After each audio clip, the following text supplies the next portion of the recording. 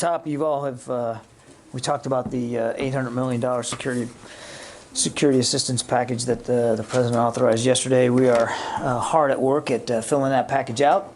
And while I don't have any shipments to speak to today, I can assure you that we're moving as aggressively as we can to source all those items, get our hands on that material, and get it on its way just as quickly as possible. The previous $800 million package that that the President authorized is really only a few days away from closing out. So we're just going to keep moving, keep going forward. And in keeping with our consultation with allies and partners about capabilities that they have, that they could also provide to Ukraine, the Secretary spoke separately today with his counterparts from Slovakia and from Croatia. Again, as part of this ongoing consultation with allies and partners. And we'll have fuller readouts of those conversations later this afternoon. But again, it's of a piece of the Secretary's personal involvement in trying to help consult with allies and partners about getting additional security assistance items. And I'm not going to get ahead of the readout just yet. Separately, I would like to note, off the topic of Ukraine, that on Tuesday, the Defense POW MIA Accounting Agency announced that U.S. Army Air Force's Lieutenant Colonel Addison E. Baker, who was 36 when he was killed during World War II, posthumously,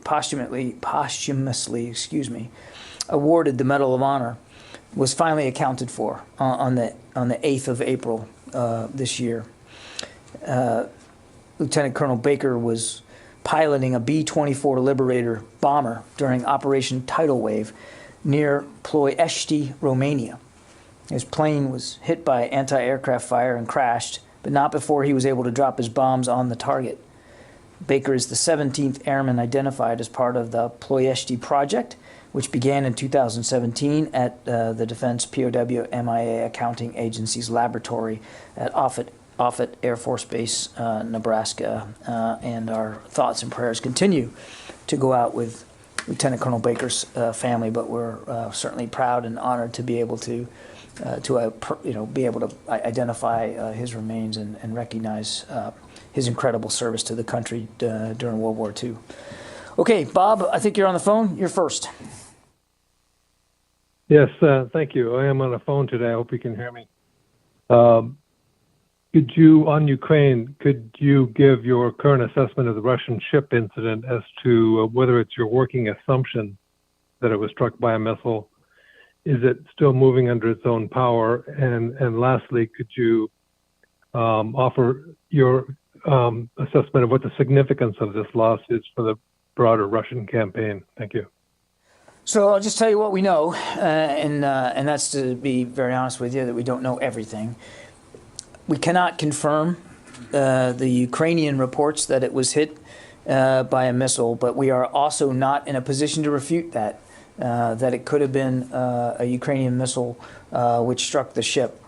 We just don't have perfect visibility on exactly what happened. We do believe that there was a significant explosion on this cruiser, the Moskva, of the Slava class of cruisers in the Russian Navy. We do believe that that explosion caused a significant fire, which as of this morning was still raging aboard the ship. We do assess that at least some of the crew members evacuated the ship and were placed aboard other Russian Navy ships. I can't tell you if it's the whole crew. We just have a sense, we have assessment that some crew were evacuated from the ship. We are, this morning, we had assessed that the ship was underway under its own power. We are no longer able to make that certainty today, this afternoon. We're not exactly sure that the ship is actually still able to make its own way. So that's the update. That's the best that we can provide you in terms of what we know and feel comfortable speaking to. As for the impact on the Russian Navy, that's a little difficult to know with great certitude. They have and have had anywhere from a dozen to 24 ships operating in the Black Sea and the Sea of Azov since the beginning of this invasion. They have ports, as you know, on the Black Sea, so they historically have operated there.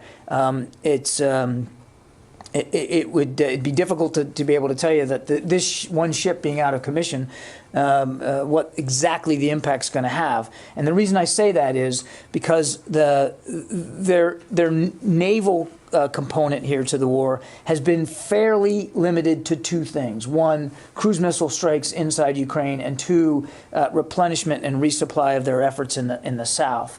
They've only conducted one amphibious landing, and that was on an uncontested stretch of beach near Berdansk in the Sea of Azov. And they hadn't really made any concerted naval efforts towards Odessa. So I guess it remains to be seen exactly what the major impact is going to be. Again, that said, this is a cruiser. They only have 3 in this class. It's a ship that is roughly 600 feet long. It has a crew of almost 400, more than 400, almost 500 sailors on board. And it's basically designed for air defense. That's what this ship is designed to do, not unlike our own cruisers. So it's going to have an impact on their capabilities, certainly in the near term. Whether it has an impact on their naval capabilities in the long term is just unclear right now. And we don't have, as much as I know we'd like to have and you'd like us to have, we just don't have a better, clearer sense of the damage done and what impact it's going to have to the ship's future here in the near term. Whether she can and will be repaired and put back into service or not, we just don't know. David. So earlier today, a defense official said that other ships in the Black Sea had, since this explosion, moved further away from the coast for whatever reason. Does that change the fact that these other ships have moved further away from the coast? Does that change their ability to launch cruise missiles against targets inside Ukraine, or are they still in there? I wouldn't take away from this that that's going to have a dramatic impact on their ability to launch surface cruise missiles into Ukraine. I mean, they have a long range, as you know, David, and the fact that some of them may have moved away from the northern Black Sea, away from Odessa and the coast, doesn't mean that they are completely incapable of maneuvering to other parts of the Black Sea and launching cruise missiles. So I don't think we'd be willing to go that far just yet. Yeah. We hear about the airspace still being contested. The sort of Sea of Azov, northern Black Sea, is that considered contested? Is that Russian hands? What's sort of the definition of that? You mean the maritime environment? In the maritime environment. I think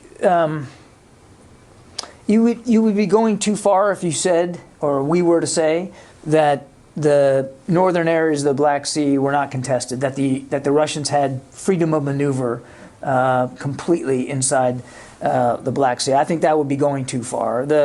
For a couple of reasons. One, the Ukrainian Navy, though small, still has operating craft. Two, they do have coastal defense capabilities. You saw the Brits had given them some coastal defense missile capabilities. We, in this latest package, are offering them some coastal defense unmanned surface capability. And three is the issue of mines. We know that mines have been a factor, particularly south of Odessa, and that some of those mines could be free-floating and therefore not moored to a specific area, and therefore could affect a Navy's ability to freely maneuver in that maritime space. So while they certainly, from just a purely naval perspective, the Russians have superiority in the Black Sea to the Ukrainians, more ships, more firepower, certainly more naval capability, we would not assess that they have achieved, complete freedom of movement. Again, they have used the maritime environment to strike inland. They have used the maritime environment to assault the mainland in terms of an amphibious assault, and they have used the maritime environment to intimidate, and in some cases to try to, we think, in some cases try to pin down Ukrainian ground forces near Odessa. So they still have quite a bit of naval capability available to them. And just a quick follow-up. When the embassy in Kiev was moved to Lviv and then to Poland, the Marines obviously moved out as well. Correct. Are they still with the contingent of U.S. diplomats in Poland, or have they dispersed? I guess what I'm getting at is the French have opened up their embassy, or have said they're going to open up their embassy in Kiev. So if the U.S. were to make that decision, are the Marines with the contingent and able to move out pretty quickly back into Kiev, or how does it work? I can't say definitively how many of the Marine security detachment is with the now displaced embassy personnel. I suspect that there is still some physical security being provided them, even though they're in Poland. And I don't want to get ahead of the State Department's decision about their embassy in Kiev and if and or when and how they might think about react. That's really something for the State Department to speak to. I would just tell you that, without getting into the hypotheticals here, the Marines are very proud of their security responsibilities with respect to embassies and posts all around the world and support to our diplomats. That would be an active part of any consideration of bringing an embassy back up to speed. It would be force protection and security for our diplomats, and clearly the Department of Defense would be a part of that discussion. But there's been no decisions made. Tara. Thanks, John. Of the few cruise missiles that have been launched by the Russian Navy into Ukraine, can you tell us, did these originate from the Moskva, or did some of them originate from the Moskva? And then I have a couple others. I couldn't tell you for sure. I mean, this is a cruiser by definition. I mean, they can do lots of things, but they're basically an air defense platform. So typically, they're designed for air defense purposes, but I'm not suggesting that she wouldn't have offensive capabilities. We know, I would just tell you that we do know that some, not a lot, but some cruise missile attacks inside Ukraine have emanated from surface combatants in the Black Sea and the Sea of Azov. I couldn't tell you whether the Moskva participated in that and how much. Okay, and then just two others. On the USVs that the U.S. will be providing to Ukraine, will these unmanned surface vehicles be armed, and kind of what will their purpose, or what will they be able to provide Ukraine? Yeah, they're designed to help Ukraine with its coastal defense needs, and I think I'm just going to leave it at that. I'm not going to get into the specific capabilities, but they're designed to help Ukraine with its coastal defense needs. And as the next tranche of $800 million goes in, is there any concern that, because these are more advanced weapons, Russia may contest those supply lines? Can have those supply lines remained uncontested to this point? Yeah, all I can do is tell you what we're seeing today, and flights are still going into to transshipment sites in the region, and ground movement is still occurring of this material inside Ukraine. That every single day there are security assistance weapons and material and support equipment that is getting into Ukrainian hands.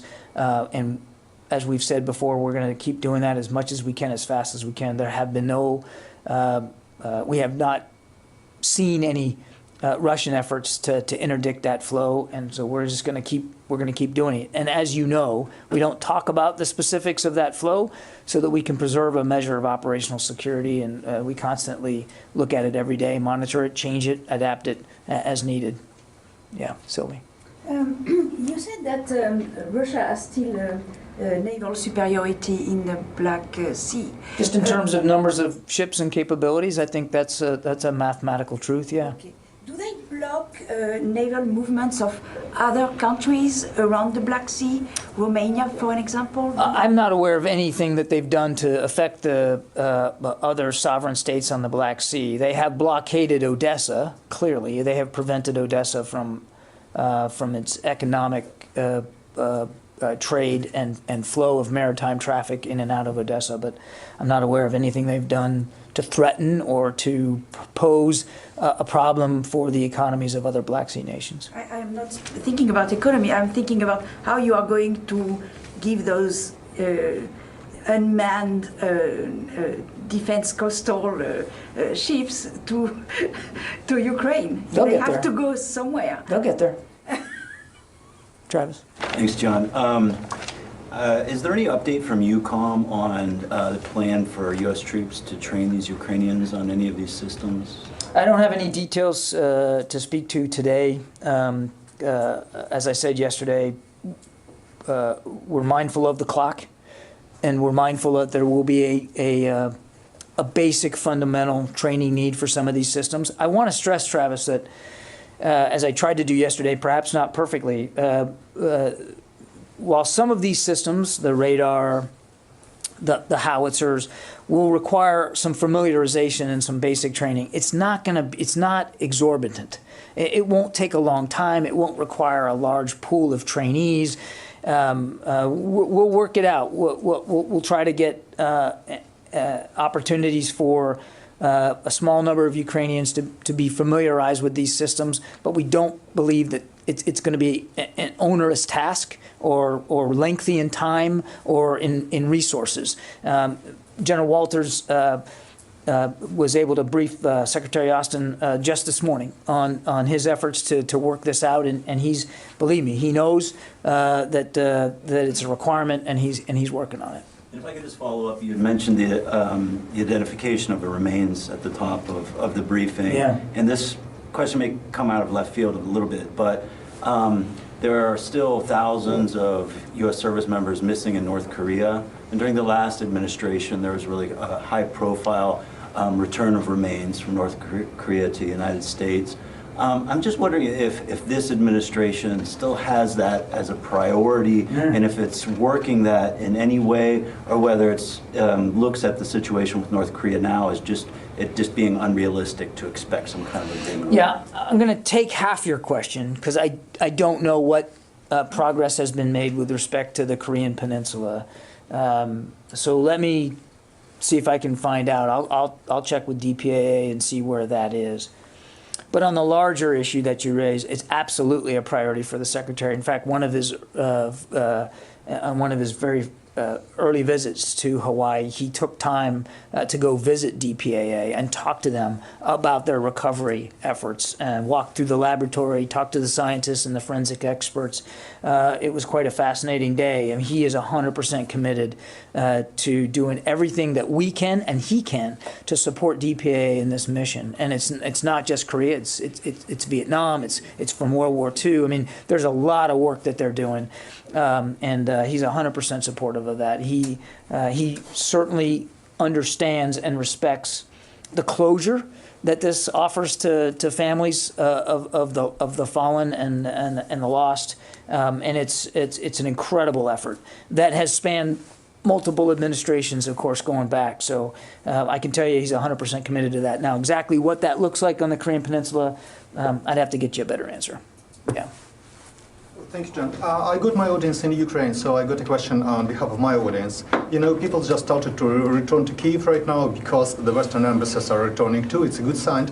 And right now, people are just concerned so very much, and I spoke with my colleagues on the ground, I spoke to politicians today about this Russian military threat to strike Ukrainian decision-making centers, including those in Kiev. Possibly means Minister of Defense, possibly means Office of the President. Sure. So could you share your assessment? Firstly, is Russia, from military point of view, able to do it? And secondly, if it will happen and Ukraine will, strike back, might it be the significant escalation of the situation? So, I mean, the first answer to your question is yes, of course, Russia still has the capability to strike Kyiv. I mean, even as we started to see their troops retreat from Kyiv and Chernihiv from the north, I said many times that we do not believe that Kyiv was no longer under threat, particularly from airstrikes. I mean, we said that many times in the early stages of this retreat and this repositioning of Russian troops. The Russians still have long-range airstrike capability available to them, whether it's through missiles or from air-launched cruise missiles. Ballistic missiles or air-launched cruise missiles. They still have that capability available to them. We never, for a moment, even as the Russians began to reposition,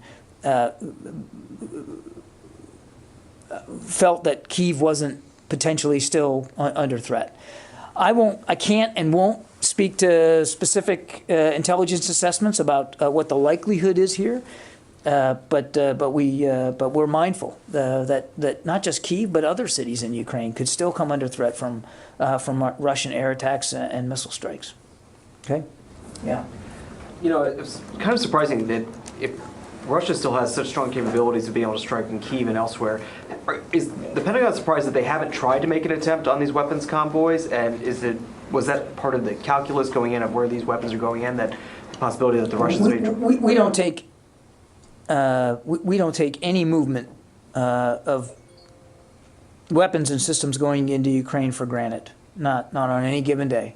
And that's why we're very careful about how much information we put out there about it. That's why we're careful to modulate that activity on any given day. We're not taking it for granted, and frankly, neither are the Ukrainians either.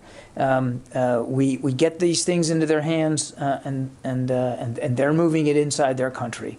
I think the less we say about that, the better. Yeah.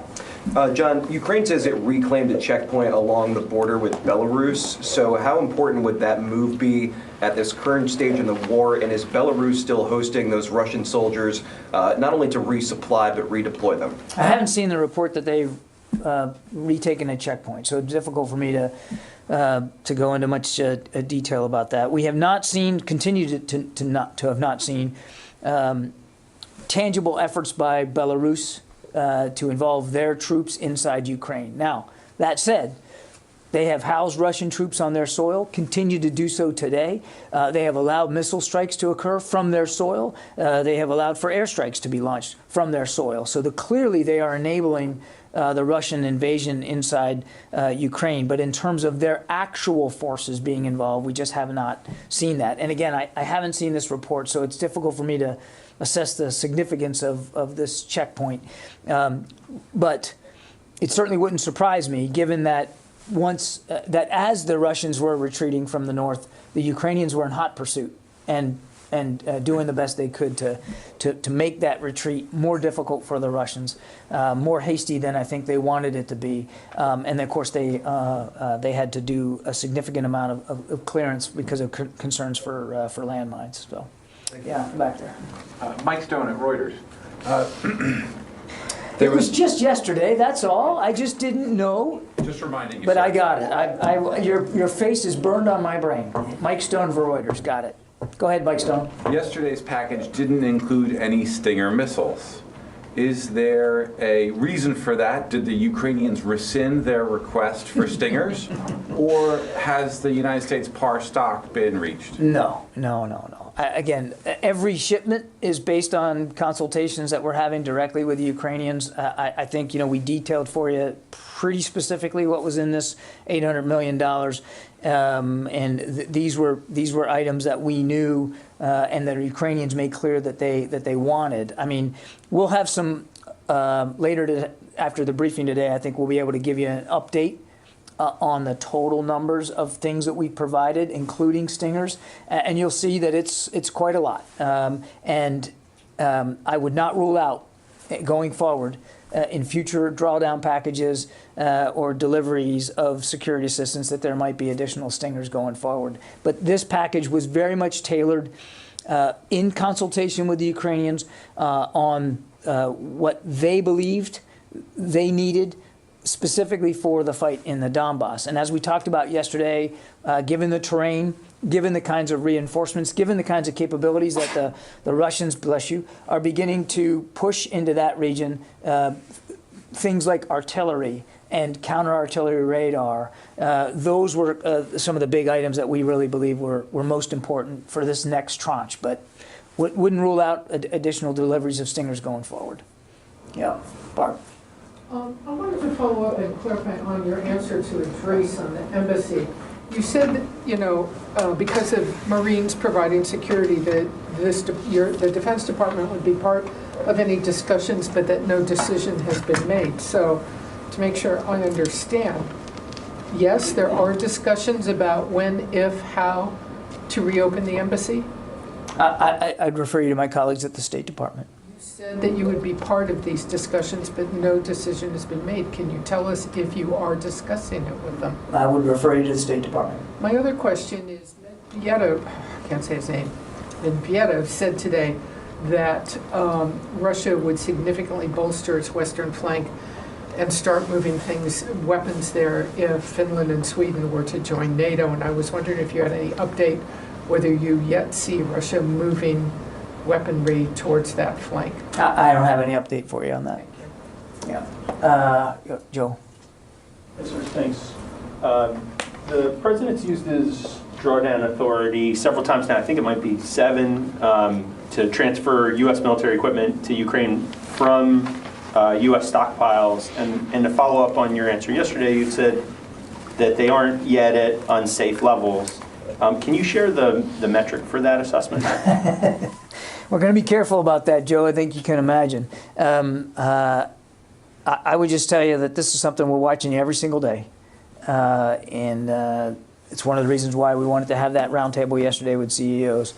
I'm not going to get into specific metrics, but I can assure you that we are not at the point where our inventories of these systems have or will imminently affect our readiness. We're watching this literally every single day. And we don't want to get to a point where that becomes an issue, which is, again, one of the reasons why we had this discussion yesterday with the CEOs. We're comfortable that our stocks are in keeping with our readiness needs. But we obviously know that as these packages go on and as the need continues inside Ukraine, we want to lead turn that. We want to be ahead of the bow wave on that and not get into a point where it becomes a readiness issue. To that end, will the Secretary be recommending at any point that the Defense Production Act be used to ramp up production? I don't have anything to predict with respect to that, Joe. I'm not anticipating that, and obviously that would be a discussion between the President and the Secretary, but I know of no such discussions on that right now. Janie? Thank you, John. I have 2 questions on North Korea, Russia, South Korea. Recently, the Russian defense minister has asked the North Korean leader Kim Jong-un to provide missiles, ammunition, weapons to use for Ukraine war. What can you say about the military cooperation between North Korea and Russia? I don't have much context on any cooperation between North Korea and Russia. Obviously, we wouldn't approve of any nation providing material support to Russia in this invasion of Ukraine. But North Korea and China, excuse me, they support economic and military aids. So it can be affected more strong war in Ukraine. It affected the Korean Peninsula. How did you estimate this? Yeah, again, let me put it this way. We haven't seen any tangible support from either China or North Korea to Russia, point 1. Point 2, we, in addition to doing everything we can to help Ukraine defend itself, we also have responsibilities in South Korea to help the South Koreans defend themselves and to reinforce our security commitments on the Korean Peninsula, and we're still very able and very capable of doing that. South Korea, excuse me, because I have a little with the aircraft carrier Abraham Lincoln is in Korea right now, in Korean Peninsula. Will this Abraham Lincoln joint U.S. and South Korea joint exercise next week, or why they coming to Korean Peninsula? Well, it's not uncommon for U.S. aircraft carriers to steam in that part of the world. Not unusual at all. I don't have anything on the Lincoln schedule to speak to today or what exercises she might contribute to. I'd refer you to U.S. Forces Korea for that. But look, freedom of navigation is freedom of navigation, and our carriers demonstrate significant maritime power all over the world. It's not uncommon for them to operate in those waters. Mike. Yeah, John, if the Moskva's the flagship of the Black Sea Fleet, do you know the identity of the admiral whose flag it was and what's his disposition? I don't. I've seen colloquial. Yeah, Did he transfer his flag to another ship? Yeah, I've seen colloquial comments about her being the flagship of the Black Sea Fleet, I have nothing to corroborate that she was in fact a real flagship in the way that we consider a flagship. I mean, she's obviously, it's a cruiser and probably the biggest surface combatant that they have in the Black Sea at this point. And there's only 3 in that class, so the Russians didn't make a lot of them. But whether she was an actual flagship with an actual admiral and staff aboard the way we conceive of it, I just don't know. Yeah, real. Thank you. I want to ask you about the security deal between China and the Solomon Islands. The diplomatic efforts are ongoing to encourage the Solomon Islands to reconsider the deal. So from the military perspective, do you think this security deal is a part of China's broad effort to project power beyond the second island chain?